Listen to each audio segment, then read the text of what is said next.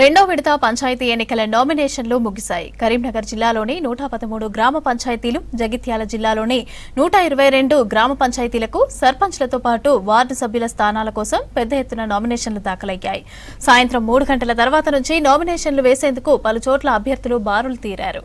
శంకరపట్నం మండల కేంద్రంలోని క్లస్టర్లో పెద్ద సంఖ్యలో వచ్చి అభ్యర్థులు తమ నామినేషన్లు సమర్పిస్తున్నారు. ఇక్కడ దాదాపు 9 గంటలకు వీరి నుంచి అయితే నామినేషన్లు స్వీకరించే అవకాశం కనిపిస్తోంది. ఇక అదేవిధంగా జగిత్యాల జిల్లాలోని పలు చోట్ల కూడా ఇదే పరిస్థితి కనిపిస్తోంది. రెండో విడత చివరి రోజు నామినేషన్లు ముగిసిన నేపథ్యంలో మానకొండూరు గ్రామ పంచాయతీ కార్యాలయం వద్ద నుంచి వెంకటేశ మరిన్ని వివరాలు అందిస్తారు. రెండో విడత గ్రామ పంచాయతీ ఎన్నికల నామినేషన్ల పర్వం ముగిసింది.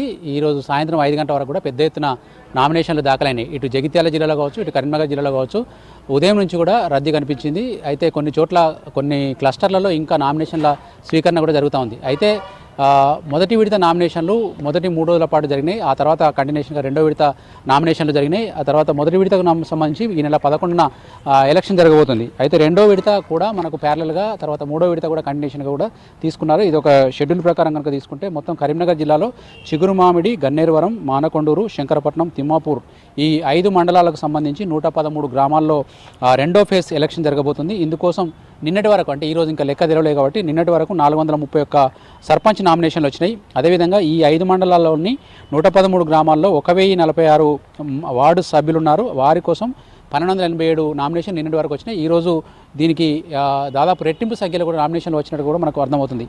ఇక ఫేజ్ 1కు తీసుకుంటే 92 గ్రామ పంచాయతీలకు సంబంధించి 463 సర్పంచ్ నామినేషన్లు, 866 వార్డు సభ్యులకు 1939 నామినేషన్లు కరీంనగర్ జిల్లాలో వచ్చినాయి. మొత్తం 92 + 113 దాదాపు 200 పైచిలుకు గ్రామాలకు 1-2 ఫేజుల్లో మనకు ఎలక్షన్ జరగబోతున్నాయి. ఈరోజు నామినేషన్లు ముగిసినాయి కాబట్టి ఆటోమేటిక్గా రేపంచెల్లి మళ్ళీ థర్డ్ ఫేజ్ నామినేషన్లు కూడా మనకు స్టార్ట్ అవుతాయి. మనకు 11, 14, 17 తేదీలలో వీటికి సంబంధించిన 3 విడతల ఎలక్షన్లు జరగబోతున్నాయి. ఇక జగిత్యాల జిల్లాలో తీసుకుంటే సెకండ్ ఫేజ్లో 7 మండలాల్లో ఎలక్షన్ జరగబోతున్నాయి. జగిత్యాల్, బీర్పూర్, జగిత్యాల రూరల్, కొడిమ్యాల్, మల్యాల్, తర్వాత సారంగపూర్ ఈ 7 మండలాలకు సంబంధించి 144 గ్రామ పంచాయతీల్లో ఎలక్షన్ జరగబోతున్నాయి. 144 గ్రామ పంచాయతీలకు సంబంధించి 508 నామినేషన్లు నిన్నటి వరకు వచ్చినాయి.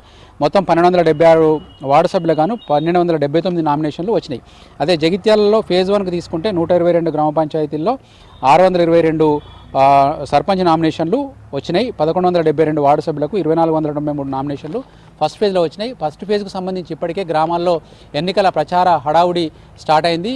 ఎవరైతే పోటీలో ఉన్నారో వాళ్ళు ఎందుకంటే స్క్రూటినీ కూడా అయిపోయింది కాబట్టి ఉపసంహరణ సంబంధించి ప్రాసెస్ జరుగుతూ ఉంది. రేపు ఉపసంహరణ గడువు ముగిసిన తర్వాత రేపు సాయంత్రానికి మొదటి విడత జరిగే గ్రామ పంచాయతీలకు సంబంధించిన ఫైనల్ జాబితా కావచ్చు, వాళ్ళకు సంబంధించిన గుర్తులు కావచ్చు అధికారులు ప్రకటించబోతూ ఉన్నారు. ఆ గుర్తులకు అనుగుణంగా గుర్తులు ఎప్పుడైతే చేతికి వస్తాయో గుర్తుల ఆధారంగా అభ్యర్థులు ప్రచారాలు సాగిస్తారు. ఆ గుర్తుల ద్వారా ఎందుకంటే ఇవి రాజకీయ పార్టీలకు అతీతంగా జరుగుతున్న పంచాయతీ ఎన్నికలు కాబట్టి కీలకంగా ఈ గుర్తులను గ్రామీణ ఓటర్లకు చేరవేసేందుకు అభ్యర్థులు ప్రయత్నాలు చేస్తూ ఉంటారు. రకరకాల ఎందుకంటే గ్రామీణ ప్రాంతాల్లో ఇప్పటికీ నిరక్షరాస్యులైన ప్రజలు ఉన్నారు. వాళ్ళ గుర్తుల ద్వారానే అభ్యర్థులను గుర్తుంచుకొని ఓటు వేసే అవకాశం ఉంది కాబట్టి వాటిని జనాల్లోకి తీసుకెళ్లే విధంగా రకరకాల వినూత్న పద్ధతుల్లో కూడా ప్రచారం సాగిస్తున్నారు. ఈసారి కొత్తగా సోషల్ మీడియా ప్లాట్ఫామ్స్ కూడా కొంతమంది వాడుకుంటూ ఉన్నారు. గ్రామ పంచాయతీ ఎన్నికలు అనేవి చాలామంది యువకులు ఆసక్తికరంగా పోటీ చేస్తున్న ఎన్నికలు ఇవి. యువకులు రాజకీయాల్లోకి ప్రవేశించాలంటే మొట్టమొదటిసారిగా పల్లె ఎన్నికల్ని ప్రాతిపదికంగా తీసుకొని వచ్చి గ్రామీణ ప్రాంతాలను వాళ్ళ ఒక అవగాహన చేసుకొని వాళ్ళు ఎన్నికల్లోకి వెళ్తూ ఉంటారు. ఆ విధంగా ఎక్కువ సంఖ్యలో యువత ఈసారి పోటీ చేస్తూ ఉంది. రిజర్వేషన్లకు అనుగుణంగా మహిళలు కావచ్చు, మహిళలు కూడా పెద్ద ఎత్తున పోటీ చేస్తూ ఉన్నారు. మొత్తం గ్రామ పంచాయతీలో సగం మహిళలకు కేటాయించారు సర్పంచ్ పదవులు. అదేవిధంగా వార్డు సభ్యులు కూడా సగం మహిళలకు కేటాయించారు. అయితే ఈసారి ఏకగ్రీవ పంచాయతీల మీద చాలా చోట్ల కూడా ప్రచారం జరుగుతుంది. ఇప్పటివరకు మొదటి విడతలో తీసుకుంటే చొప్పదండి మండలం దేశాయిపేట గ్రామంలో మాత్రమే ఒక సింగిల్ నామినేషన్ సర్పంచ్ పదవికి కావచ్చు, తర్వాత మిగతా వార్డు సభ్యులకు కావచ్చు సింగిల్ నామినేషన్ దాఖలైంది. కాబట్టి ఆ గ్రామం మొత్తం ఏకగ్రీవమైనట్టే చెప్పుకోవచ్చు. అదేవిధంగా జగిత్యాల జిల్లాలో కనుక తీసుకుంటే ఇబ్రహీంపట్నం మండలం మూలరాంపూర్ గ్రామంలో కూడా అక్కడ కూడా సర్పంచ్ పదవికి తర్వాత వార్డు సభ్యులకు ఒక్కొక్కరు మాత్రమే నామినేషన్ వేశారు. అది కూడా మనకు ఏకగ్రీవమైంది. ఇక రెండో విడతకు సంబంధించి ఏకగ్రీవ పంచాయతీల వివరాలు మనకు ఈరోజు సాయంత్రం నామినేషన్లు ముగుస్తాయి కాబట్టి సాయంత్రం దాదాపు 7-8 9-10 కూడా కావచ్చు మనకి, ఎందుకంటే చాలా చోట్ల ఇంకా నామినేషన్ల స్వీకరణ జరుగుతుంది కాబట్టి మొత్తం పూర్తయిన తర్వాత లెక్క తేలే అవకాశం ఉంది. ఎక్కడైనా ఏకగ్రీవ పంచాయతీలు ఉంటే అవి కూడా తెలుస్తుంది. నిజానికి గ్రామ పంచాయతీ ఎన్నికలు మనం ముందే చెప్పుకున్నట్టుగా రాజకీయాలకు అతీతంగా జరుగుతున్నప్పటికీ కూడా ప్రతి సర్పంచ్ అభ్యర్థి కావచ్చు, వార్డు సభ్యుడు కావచ్చు, ఏదో ఒక పార్టీకి అఫిలేటెడ్గా అంటే వాళ్ళకు అనుబంధంగా కొనసాగుతున్న వాళ్ళు ఉన్నారు కాబట్టి వాళ్ళకు రాజకీయ పార్టీలు కూడా వెనక నుంచి సపోర్ట్ చేస్తున్నాయి.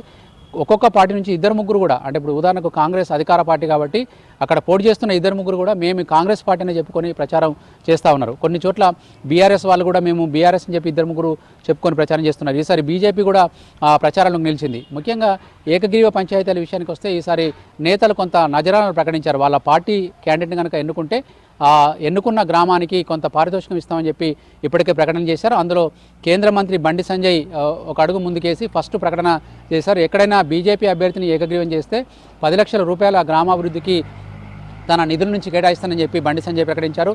ఆయనను స్ఫూర్తిగా తీసుకొని అటు మళ్ళీ మానకొండూరు, ఇప్పుడు మనం చూస్తున్న ఈ ఉన్న విలేజ్లోనికి సంబంధించిన మానకొండూరు కాన్స్టిట్యున్సీ ఎమ్మెల్యే కవ్వంపల్లి సత్యనారాయణ కూడా ఏకంగా 20 లక్షలు ఇస్తామని చెప్పి ప్రకటించారు.